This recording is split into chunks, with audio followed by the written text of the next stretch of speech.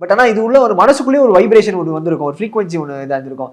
அது நடந்தது சொல்ல முடியுமா சார்? சார் கண்டிப்பாக சார். அதாவது இன்னைக்கு வந்து பார்த்தீங்கன்னா கிட்டத்தட்ட ஒரு வருஷம் முடிஞ்சு போய்கிட்டு இருக்கு. இன்னைக்கும் அந்த இடத்துல வந்து பார்த்தீங்கன்னா நிறைய பேர் வந்து கோயில் மாதிரியே அதை வந்து இது பண்ணிட்டாங்க. நம்ம இப்போ நம்ம கூகுளில் சர்ச் பண்ணாலே நம்ம விஜயகாந்த் டெம்பிள் தான் வருது. வேற எந்த ஒரு தலைவருக்கும் அந்த மாதிரி ஒரு இது இல்லை.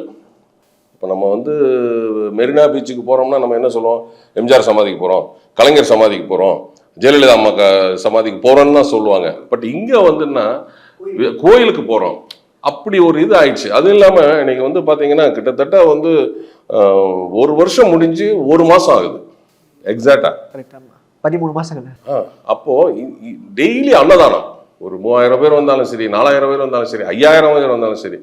சனி ஞாயிறுலாம் பார்த்தீங்கன்னா 10,000 பேர் வருவாங்க. இப்போ இந்த லீவு பொங்கல் லீவுலாம் வந்து பார்த்தீங்கன்னா 20,000 பேர் டெய்லி. அவ்வளோ பேருக்கும் சாப்பாடு.